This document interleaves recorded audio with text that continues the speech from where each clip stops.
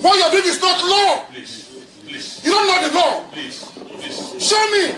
I said, show me where you have the right to waive my right to final address. Show me. It's what the Constitution says. Show me. Show me. You cannot show me. You cannot show me.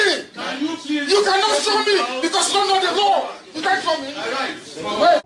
Ezi onye nwe anyị na Chineke nna nke pụrụ m ihe niile Chukwu okike abịa ma bụ onye anyị na-efe na-agọzi aha nsọ ya onye ọbụla ya na-achị onye mmụọ na mmadụ na-erubere isi. Everyone is talking about Nnamdi Kanu getting a life sentence. Life imprisonment for words, for broadcasts, for running a radio station from London. That is the government's position, and the court agreed. Now, everyone is debating whether the sentence was fair, whether Kanu deserved it, whether the Southeast will ever be the same. But nobody, almost nobody, is asking the question that actually matters going into 2027. Why did that sentence, handed down in November 2025, become one of the most powerful political weapons the opposition is now carrying? Think about that. The government locked one man up for life, and the opposition picked up that decision and turned it into a campaign tool. Ohaneze Ndigbo, the Apex Igbo organization, came out and said it publicly. They said the opposition coalition of Atiku, Peter Obi, and Kwankwaso has finalized plans to use Kanu's incarceration as a campaign strategy to swing Igbo votes in 2027. And here is the question I want you to sit with from the very beginning of this video. Is the opposition actually fighting for Nnamdi Kanu? Or are they fighting for your vote using Nnamdi Kanu's name? Stay with me, because by the end of this video, you will know the answer, and it is more uncomfortable than most people want to admit. If you are new here, welcome. Unfiltered Report is where we break down Nigerian and African politics with no filter, no party loyalty, and no corporate agenda. Just the truth, as clearly as we can give it to you. Hit subscribe right now, because this video is about to get deep. Okay, let me give you the foundation first, because some of you may not know every detail of this case, and you need to understand what comes next. November 2025. Justice James Obula, Federal High Court, Abuja. Nnamdi Kanu, the leader of IPOB, the Indigenous Biafra Nationals, is convicted on 7 counts, all terrorism related. 4 of those counts, life imprisonment. A 5th count, 20 years. A 6th, 5 years. All running at the same time, concurrently. So effectively, the man is going away for life. And let me be clear about what the court said Kanu did. The judge ruled that his broadcast, his radio broadcast from London, incited deadly attacks on security forces and civilians in the Southeast, that his sit-at-home orders contributed to deaths and economic destruction, that he directed a proscribed organization against the Nigerian state. Now, prosecutors actually wanted the death penalty. The judge said no.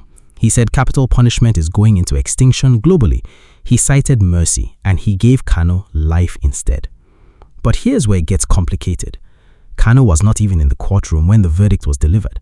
He had been removed earlier for unruly behavior.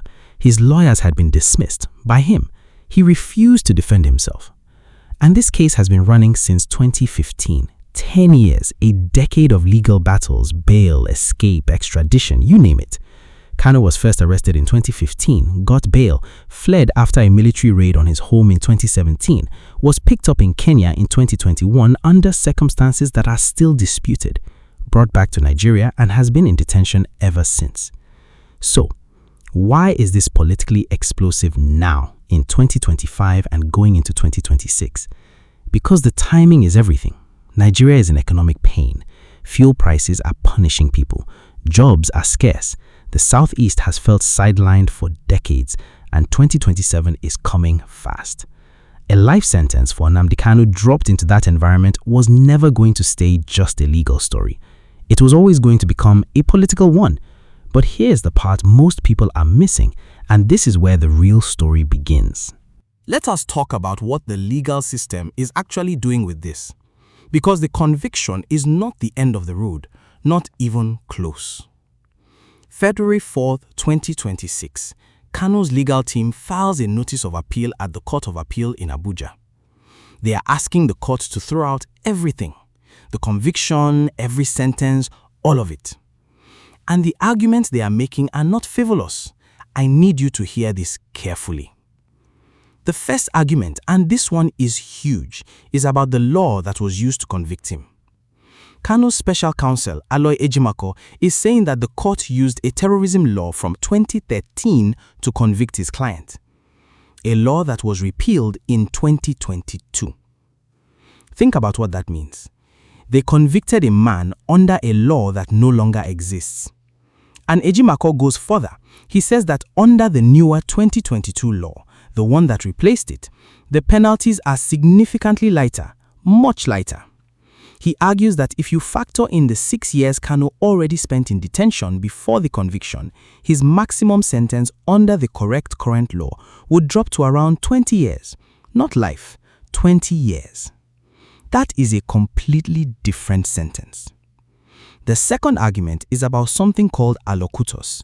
Now, allocutus is a constitutional right. It is the right of a convicted person to speak to the court before sentencing, to say something, to plead for leniency, to be heard. Kanu's team is saying that right was denied. The court just sentenced him without giving him that opportunity. And then IPOB goes even further. They are raising Section 36(12) of the Nigerian Constitution, which says a person cannot be convicted unless the offense and its penalty are written in a law that exists. They are asking the court directly, what written law was used? Is it still in existence? Because if it was repealed, you cannot use a dead law to convict a living man. Now, I am not a lawyer, and I am not here to tell you Kanu is innocent. The court heard evidence and delivered a verdict. But these arguments are serious. They are not desperate noise. They are constitutional questions that the appellate court will have to answer. And here's my take. If the Court of Appeal agrees even partially that a repealed law was used or that Kanu was denied his right to speak before sentencing, this entire conviction could be overturned, reduced, or sent back for retrial. And if that happens during a presidential campaign season, you would not be able to write a more explosive political script if you tried. Nobody in Aso Rock is sleeping well on that possibility. Now, let us talk about who is actually playing what game here, because this is the heart of this video. Because the legal battle is real, the human cost is real, but what is also real is the political chess being played around it. Let us start with Peter Obi. 2 days after the sentence, Obi posts on X and is direct. He says, and I'm paraphrasing here, that he has always maintained Nnamdi Kanu should never have been arrested. Never have been arrested. He calls the whole process, the arrest, the detention, the conviction, a failure of leadership, a misunderstanding of the real issues. He says the concerns Kanu raised were not unheard of, that the issues were not insoluble, that they required wisdom and empathy, not prosecution. He compares the government to a man in a hole who, instead of looking for a way out, keeps digging deeper. Strong words. The government fired back immediately. The presidency called his remarks political convenience, not principle. Lagos ACP went further and accused Obi of hypocrisy. They said he stays silent on IPOB's violence but screams when the government responds. And honestly, that point has some weight. If you are going to speak on injustice, you have to be consistent. That means naming the violence too. The sit-in days enforced through fear. The security force is killed. The business is destroyed. The ordinary Igbo people who suffered under IPOB's unenforcement. Obi hasn't always been as loud about that, and that inconsistency is a legitimate criticism.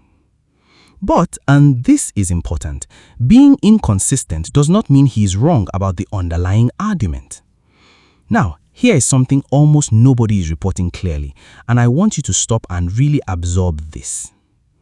In the 2023 presidential election, Peter Obi received 89.6% of all votes cast in the Southeast.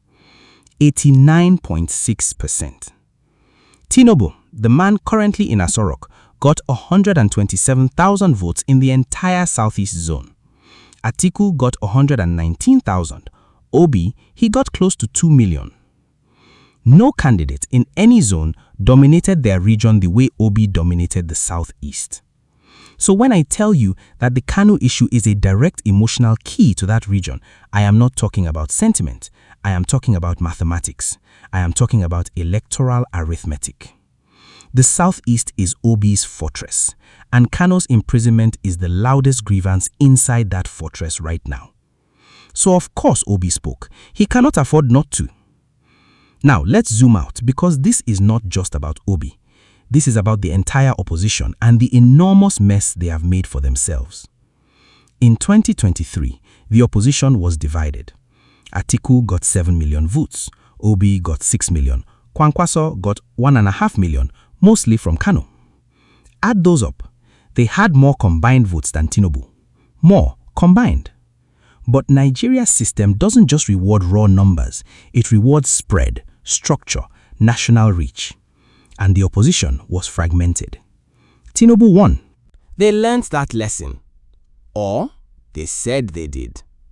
So in July 2025, they tried to build a coalition. They gathered under the African Democratic Congress, ADC, Atiku, El-Rufai, Amaichi, David Mark, Aregbesola. Later, Kwankwaso joined in March 2026 after leaving the NNPP. And Obi was in the mix too. For a moment, it looked like they were serious.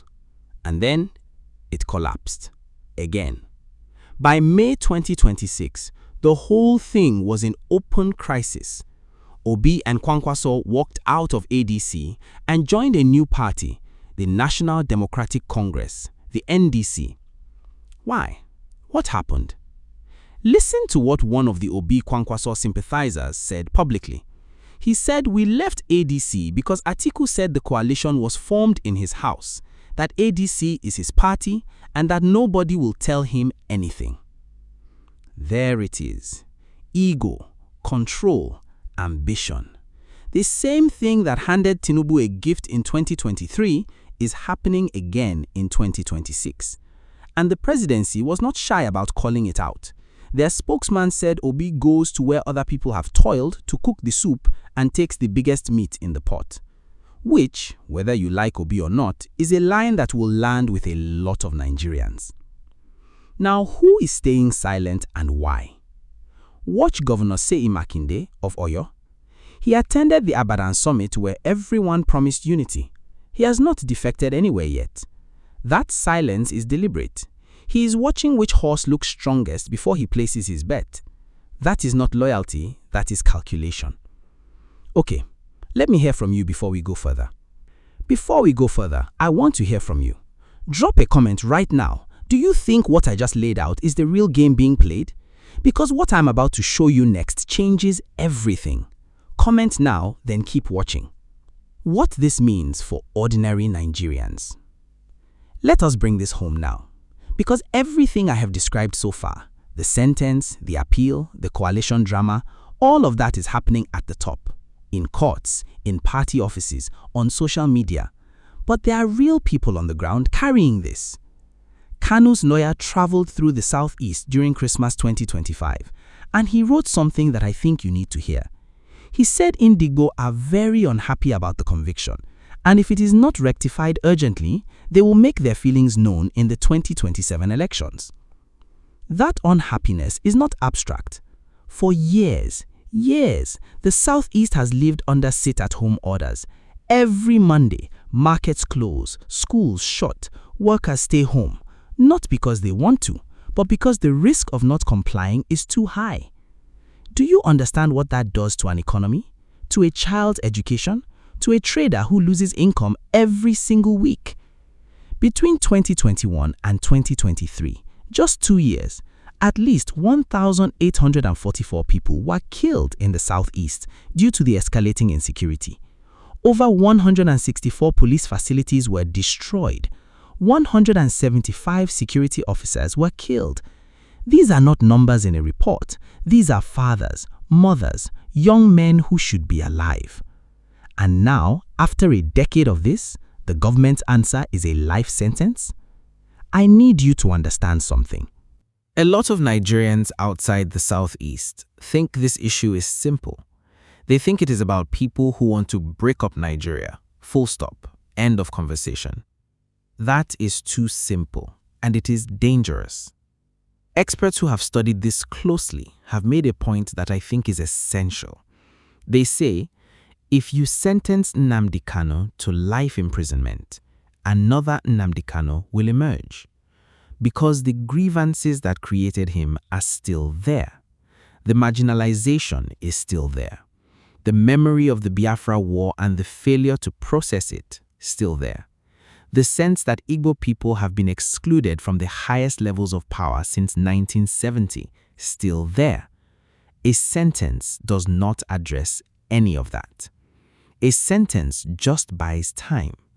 And the person who pays the price while politicians buy time is the woman in Newi trying to run a business, the student in Enugu who cannot get to school on Monday, the worker in Aba who is just trying to survive. That is what this means for ordinary Nigerians. But this does not end at Nigeria's borders. Here's the bigger picture. Let's look at it from an international angle. Al Jazeera covered this verdict, BBC covered it, International Press Service covered it. That matters because when international media covers a story, the Nigerian diaspora in London, in Houston, in Toronto, in Dublin, they are reading it. They are sending it to family at home. They are forming opinions. And diaspora money, diaspora lobbying, diaspora political energy, these things have consequences. Think about the Obedient movement in 2023. That movement was powered in part by diaspora enthusiasm, diaspora funding, diaspora amplification. Social media ran with it globally. If the opposition, especially Obi, can successfully frame the Kanu issue as a question of justice and marginalization rather than terrorism, they could reignite that diaspora energy at a scale that would genuinely worry the APC. Now, there is also a legal dimension that extends beyond Nigeria. Kanu's appeals team has raised Nigeria's obligations under the International Covenant on Civil and Political Rights, specifically the right to be tried within a reasonable time and the right to an impartial tribunal. A decade this case ran for. A decade. If international human rights bodies formally take up this case, Abuja faces diplomatic pressure at exactly the time it is trying to renegotiate its image on the global stage. That is not a comfortable position for any government. And there's one more thing that Nigeria's friends abroad are watching very closely. What happens to the opposition coalition? Because if Nigeria moves into 2027 with a fractured opposition and a weakened democratic contest, that's a signal to the international community about the health of Nigerian democracy itself. And that signal has consequences for investment, for aid conversations, for trade relationships. This is not just a local story. This is a Nigeria story, and Nigeria matters on the global stage. Too much to let this become a cautionary tale about democratic regression.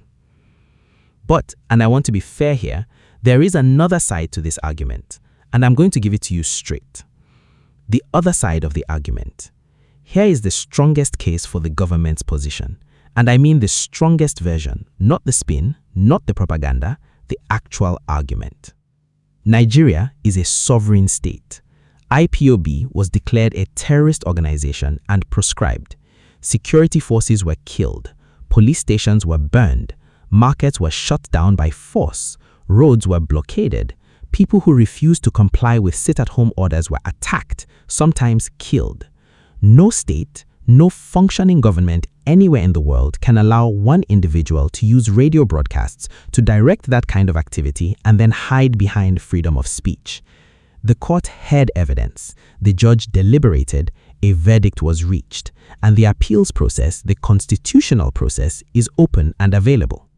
That's the rule of law, and the rule of law applies to everyone, even people whose cause has legitimate elements, even people with genuine grievances. And here is a point the APC made that, I have to be honest, is not entirely wrong.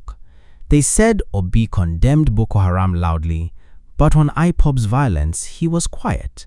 He called the Kanu process unfortunate, but how often did he call the deaths of security officers in the southeast unfortunate? The traders attacked for opening their shops on a Monday.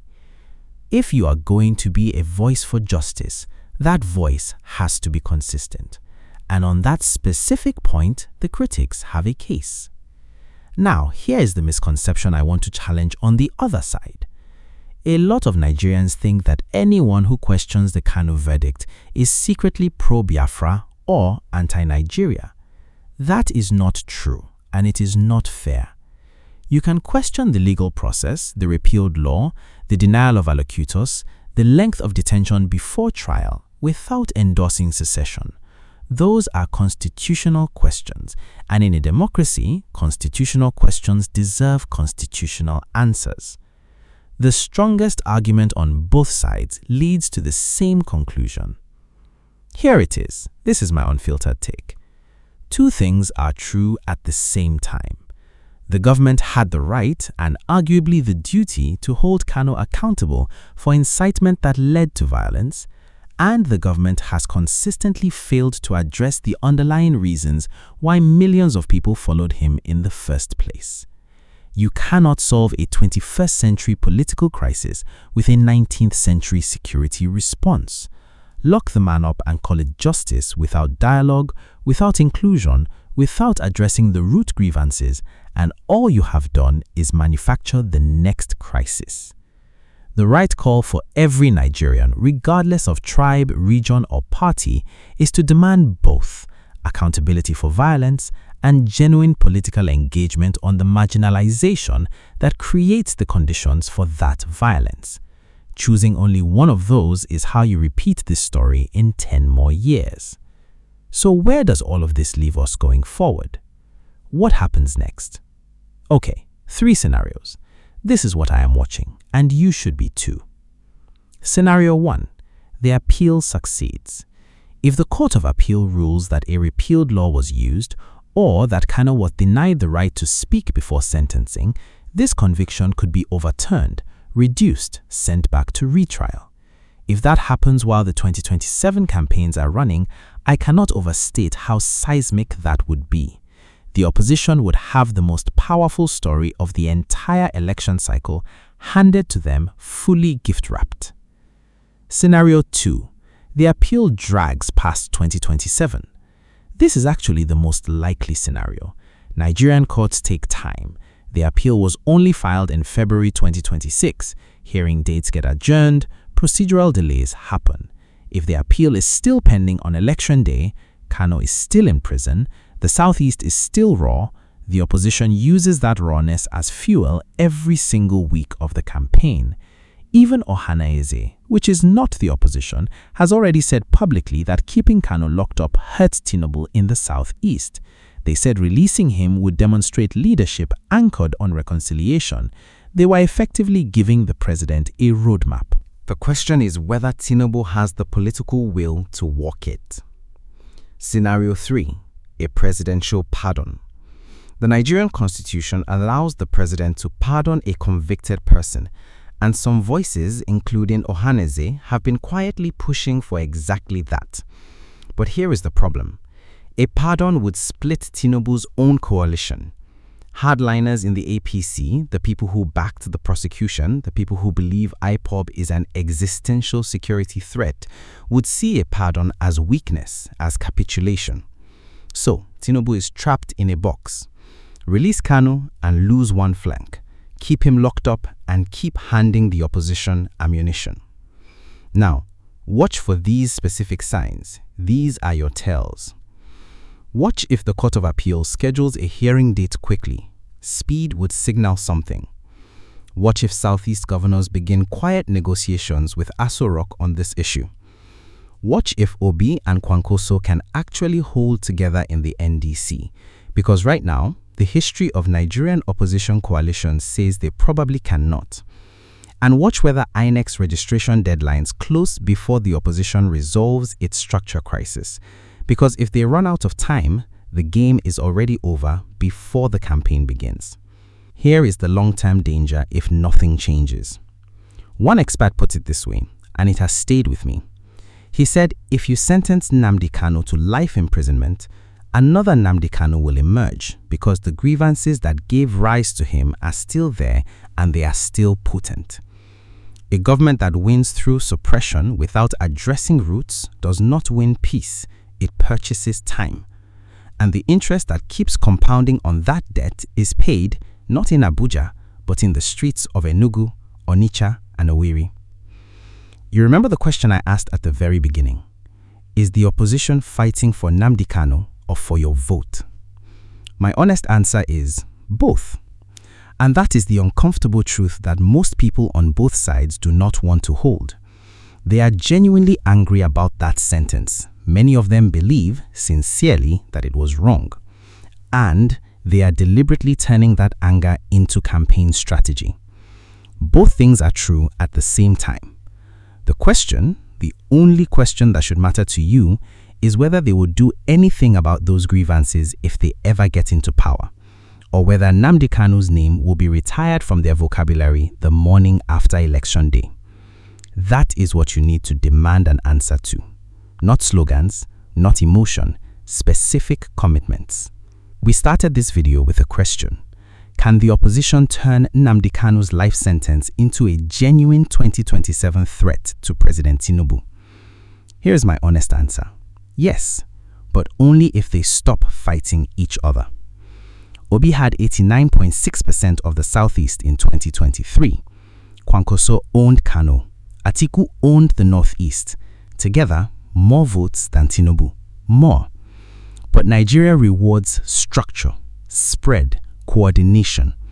And right now, Atiku is in one party, Obi and Kwankwaso are in another. They are heading into the same mistake they made in 2023. And that is a gift to Aso Rock. But here's my challenge to you, specifically to you watching this. Do not let politicians use the pain of the Southeast as a campaign billboard. Do not let them put Nnamdi Kanu's name on their posters without demanding to know what exactly are you going to do about the grievances that put him there. What dialogue, what inclusion, what reforms? If they cannot answer that, specifically, concretely, without spin, then his name in their mouths is just another slogan. And ordinary Nigerians deserve better than slogans. Think critically. Do not follow the crowd. Follow the facts. Follow the commitments. Follow the money. Stay unfiltered. If this video helped you see what is really happening, share it with one person who needs to hear it. That's how we build an informed Nigeria, one person at a time. Like, subscribe, and I'll see you in the next one. Stay unfiltered.